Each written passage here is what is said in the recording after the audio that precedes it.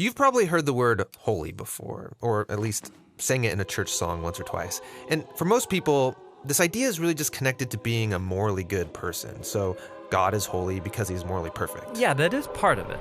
But in the Bible, the idea of holiness is even bigger and more rich.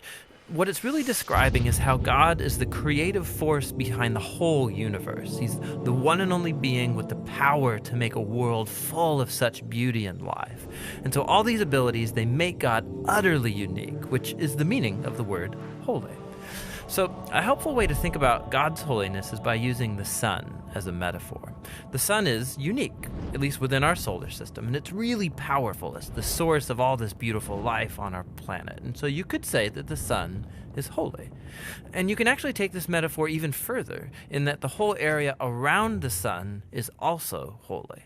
Yeah, because the closer you get to the sun, the more intense it gets. Yeah, exactly. So that very power and goodness that generates all this life is also dangerous. I mean, the sun, if you get too close, will annihilate you. And in the same way, there's this paradox at the heart of God's own holiness, because if you're impure, his presence is dangerous to you. And not because it's bad, but because it's so good. And so the first time we see this paradox of God's holiness, it's in the story of Moses and the burning bush. So God tells Moses to take off his sandals because he's standing on holy ground.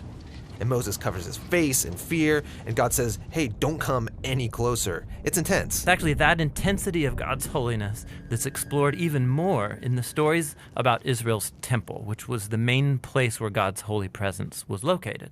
And at the center of the temple was this room called the Most Holy Place, this a hot spot of God's presence.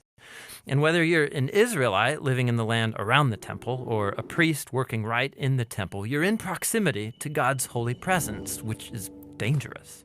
Yeah, this is a problem. So how's it supposed to work? Well, in the Bible, the solution is that you need to become pure. So like being morally pure. Yeah, and that's easy enough to understand. But the Bible spends a lot of time talking about another kind of purity, being ritually pure, which is a state where you separate yourself from anything related to death, like touching things like diseased skin or dead bodies or even certain bodily fluids. All these make you impure. And becoming ritually impure isn't necessarily sinful. What's wrong is waltzing into God's presence when you're in an impure state. And so that's why God gave the Israelites very clear instructions for knowing when they were impure, steps to become pure, so that they could go into the temple again. So that's what the book of Leviticus is about. Right. But it doesn't stop there. This idea keeps developing. So later in the scriptures, we find this really interesting story by a prophet named Isaiah. And he has this crazy vision where he's in the temple and he's right in God's presence. He's totally terrified. Yeah, he knows the rules. He shouldn't even be in there. And he's worried about being destroyed. And then this crazy creature called a seraphim. Yeah, that is a crazy creature. Totally. So it flies over with a hot coal, and then it sears Isaiah's lips with the coal and says something really weird. Your guilt is taken away, and your sin is atoned for. So this burning coal somehow makes Isaiah pure. Yeah, it's remarkable because normally if you touch something impure, it transfers its impurity to you. But now here's this new idea where you have this coal, this very holy and pure object, and it touches Isaiah, and it transfers its purity to him. Isaiah is not destroyed by God's holiness. He's transformed by it. I mean, the implications of this are just huge. But there's one more development. This time from another prophet, Ezekiel. And he has this vision where he's standing at the temple and he sees water trickling out from it.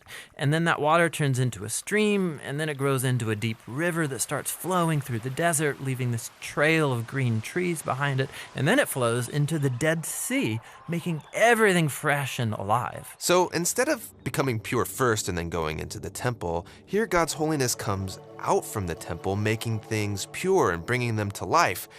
What does it all mean? So we don't know until we meet this man, Jesus. And he claims that he's fulfilling all of these ancient visions, but in surprising new ways. So Jesus, he went around touching people who are impure, people with skin diseases, a woman with chronic bleeding, or dead people. And when he touches them, their impurity should transfer over to Jesus, but instead, Jesus' purity transfers to them and actually heals their bodies. Jesus is like that holy coal in Isaiah's vision. Right.